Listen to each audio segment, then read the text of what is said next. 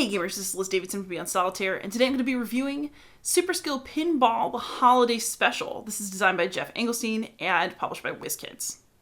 Alright, so here we are set up with the first and most basic Christmas table, which is of course based on Elf, because why not? The way that this game works, if you've played Super Skill Pinball before, you pretty much already know how to play this, and it's just getting more tables, but each of the boxes, from what I can tell, contains a basic table to show you the ropes, so you can really start with any box. But basically you have this little pinball, and you put it at the start, and you're going to roll 2 dice. So this time I got a 3 and a 6. By the way, it's a great touch that one of those is red and one is green, but it doesn't really matter. You can choose. So let's say that I want to come here just to this elf skill shot counter, and I'm just going to fill in the 3 to 4. I could have chosen to fill in 5 to 6 instead, but now that I've filled in 3 to 4, I can't do it again until I complete this set, in which case I'd erase them and I can start all over. So the ball will go here, that's what I chose to do, and then I'll roll again. So in this case I got a 5 to 5. Choices, everyone. So I'm going to come down to the bumpers, and I'm going to cross off one of these 5s. And I got a point for that, so I'll cross off a point up here on my bag glass. And that is truly how this game proceeds. You just roll 2 dice, you keep kind of falling down the machine until you get to the flippers, and then you fire the ball back up, just like a real pinball game. So this time I got a 5 and a 6. If I'd gotten a 1 or a 2, I could have followed this arrow and continued with the bumpers for a bit, but that's not how my luck turned out. So let's say that I'm going to just do I want to be naughty or nice, y'all? Let's say that I'm going to be nice. So I'm going to fill this in, get a point, roll again. And then here's where some interesting limitations come into play, which is why I thought I might play at the bottom. So I can do a 3 or a 4, and I'm going to choose which flipper I want to fill in on. So in this case I do, and I really should be moving the ball, but I want to fill in this 4. And the reason I want to do that is because I want to use the yellow flipper to go up here to this yellow clausometer and see if I can get a 1, and then go through this little progress to try to get 20 points at some point during this game. So maybe I'll get lucky. Let's see. I did not get lucky. But there is one thing that I could choose to do in this situation, and that is nudge. So if you want to, just like slamming up your hip into a pinball machine, right, you can nudge the machine. So basically, I want to maybe take this 3, and I want to make it a 1. So you can only nudge 3 times per game. So I'm going to use a nudge, and I'm going to write the difference between 3 and 1 right here. So I'm changing a 3 to a 1. The difference is 2. So that's my nudge value. So I've come up here. I've basically made this a 1 to come up here so I can start the clausometer. But was it a good idea? Well, we're going to find out. So fortunately, I got away with it this time. I rolled a 2 and a 4, and basically when you nudge, the next roll, you have to get the same or greater difference between the die rolls, or else you tilt, and your ball just falls all the way down, your round is over, and there's only 2 rounds in the elf game, which means that, that's not a good place to be. And then basically this game is just going to keep proceeding where I roll 2 dice, I pick a destination for the ball, I fill in one of these little spaces, and we're just going to keep going and going and going with that. There are some special rules. So for example, every time I fill in one of these drop targets all the way, so if I fill all the nices or all the naughties, I get to erase the set, I get to pick a bonus, and I get to use that bonus typically for the rest of the round. So like a flipper pass, I can use red or yellow to go to anywhere instead of red flipper goes to red and yellow flipper goes to yellow. I can make things count more. So the clausometer could be times 2 points for the rest of the game, which would be really great. You get a multi-ball where you add another ball and you basically have to use both die results, but for as long as you can do that, you score double for everything you score. And then there are other neat little bonuses here for the naughty side. So again, multi-ball, bumpers times 3, outlanes times 2, so like these little outlane scores become worth more for the rest of that round, so when you finish the round you can finish with a bang. So there are ways to inflate your score depending on what you choose. And of course you just don't know what die rolls you're going to get, but you can do your best, you can nudge, you can try not to tilt, you might as well just go for broke. Skill shots are really nice because if I fill in all of elf, basically what I get is a skill shot, and I can choose to cross off one of these numbers. And then if I really, really need a 4 at some point, I can choose to replace one of these die values with that 4 and spend my skill shot. And there are also some simple rules about what and when to erase. So for example, these targets that have just a single line, essentially you erase them when you fill the set. So for example, I've got all these bumpers. Once every single bumper space is full, then you clear them all. Same thing for the skill shot targets. So elf, if you fill in all 3 letters, you erase the whole thing and can start again. That's also true for the drop targets and also for the clausometer. Things that are dotted lines, you can only erase at the end of the round, so between rounds. So during round 1, I cannot erase any of these flippers. Basically, once they're all filled in, my ball is just going to drop. It's how it's going to be. And of course, if you go in the out lanes, it's just going to fall off the board anyway.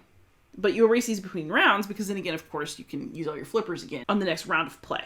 And then there are some things that you don't erase for the entirety of the game. So you can only do 2 nudges, period, throughout the whole game, and these don't get erased. That's why they have a double line around them. And that's also true for some of these bonuses. It's once per game that you get them, and then this infinity just means you can get it as many times as you want. So it's not like you run out of things that you can get from the drop targets, but the really exciting bonuses are only once per game. And that, in essence, is how you play Super Skill Pinball. I'm going to show you the other 2 tables just so you can see how fun and cute and Christmassy they are, and then we'll go into some final thoughts. So here's the National Lampoon's Christmas Vacation pinball set, and this one is very amusing. It only has 1 round, so you better make the most of it, but there's a lot of stuff to do, and that's what makes it interesting. So as you come down here, there's just a ton going on this board. There are the drop targets and the bumpers as usual, but you also have these squirrel drop targets, these gas drop targets that can then trigger explosion bonuses. You've got your usual flippers down here, and then you can fly up to try to hit these other targets, or you can go up here for the lights special drop targets, which can only be accessed from the bumpers. So this is basically variations on themes that you've already seen if you've played any other Super Skill Pinball board, but there's just more going on. And then there's also an extra thing to aim for, because every time you hit a target with a light on it, you fill in lights up here, and those also help you score during and at the end of the game. And then here's my personal favorite, because this is my family's favorite Christmas movie. We've got A Christmas Story, where you really can shoot your eye out. Ha ha ha. But, you've got special targets for the lamp. Scott Farkus's bullying is represented here on this board. You have the slide up to the creepy Santa who then kicks you back down, but maybe you scored a little bit first. And then you've got the bunny suit and decoder ring drop targets that have fun bonuses that are, again, kind of related to other movie references from across the board. I love that the skill shot has him in his little cowboy outfit, and that you've got an oh fudge down here at the bottom when you fall off. So once again, it's kind of variations on the theme. You can try to get air rifle bonuses. There are just special little targets that you can hit depending on the flippers that you're using. So basically, the general mechanism of this game are always the same, but there are special ways to get bonuses that are intertwined with the theme of the board.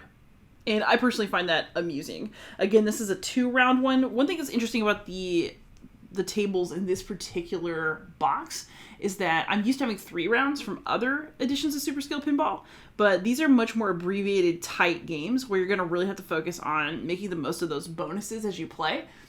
And so even if you're an experienced player, each table offers you something a little bit different that's going to make you think differently about how you want to make the ball progress during play. So now that we've had a look at all the tables, let's go ahead and have some final thoughts. All right, so now for some final thoughts. Overall, I think that Super Skill Pinball, just in general, the whole series, is really, really enjoyable. What a lovely, fun roll and write, especially if you love the theme. If you like pinball and you like roll and writes, then you will probably really love Super Skill Pinball. I also like how much the game manages to do with just roll 2 dice and pick one. There's so much going on every single one of the pinball setups that it is incredible to me that the same basic gameplay can lead to so many different things, and that this has been continuing to happen across multiple boxes. So I've played Super Skill Pinball 4K, I played a couple of the boards from Ramp It Up, I've now played the Christmas edition, and I actually have the Star Trek edition in the queue. So I'm really looking forward to that one and how it's going to turn out. One thing that's just really consistently impressed me about this series is that there is a real effort to make every single pinball setup feel different. So each of the little games within the box really does feel different from the other ones, even though they all follow the same basic rules and have a lot of commonalities, such as drop targets, bumpers, interesting things with the flippers, etc. I also really love the way that theme is done in this game. It's a very mathy game, and somehow still it seems to feel very thematic, partially because the pinball aspect of it is really embraced. So there's the pinball theme that's just really coming through loud and clear in all of the iterations of this game I've played so far. At the same time, one thing I really like is that in this holiday special, the pinball theme comes through, but also I love the way that little callbacks to the specific movies that each little game is about are integrated into the pinball theme. So the Christmas movie theme and the pinball theme are actually working together in ways that I found really delightful, especially for A Christmas Story, because that's the Christmas movie that I have treasured the most and seen the most over the years. So seeing like all the little references to the movie and the ways that the plot points and funny references and stuff were incorporated into pinball, it was just great. I really, really enjoyed it, and it was so fun for me to explore. And I actually might take this home to my family for Christmas and see if they want to play it too, because it's just so entertaining. That said, I think that Super Skill Pinball also has enough releases now that you have to kind of sit and ask yourself, do I want every release of this game? And that's a question that I'm still kind of asking myself as I play through the different iterations that I have. Like, I want to ramp it up and try that. I want to play the Star Trek one, and then I want to kind of think about this matter again. So this will be revisited in the future on this channel. But the thing is that even though I said I love the variety among the different boards, I don't know if you need every single Super Skill Pinball iteration that there is out there. It might be good to have like 2 of the boxes, but I'm not really sure that any game library absolutely needs them all, or that they're all so different from each other that it makes sense to just keep collecting every single one. Maybe the Christmas one's a special case because it's seasonal, so you get it out once a year and like have a special event with it. But overall, I'm still I'm mulling over that in my mind, because yes, there are fun differences from pinball game to pinball game, but also there are kind of repetitive aspects. Like, you always do the bumpers the same way pretty much, with some minor variations. The flippers always feel largely the same. The drop targets always feel largely the same. There's only so many ways that you can do spinners, or things that you have to hit in order. So if you roll a 1, you can hit it, then you gotta roll a 2. I think that there are just natural limits to what this game can do, and that it's important to be realistic about that. So I think the Super Skill Pinball is great. I think it's worth having 1, maybe 2 boxes of it right now. And so pick the ones that you really like. But overall, it's a wonderful game system. It's a fantastic roll and write. And, that's going to be a personal decision that's up to you. But most of all, this is a game that I think you should enjoy, especially if you love the theme and you love roll and writes. So thank you so much for watching. Please like, subscribe, comment, support me on Patreon if you're feeling generous. And most of all, happy gaming.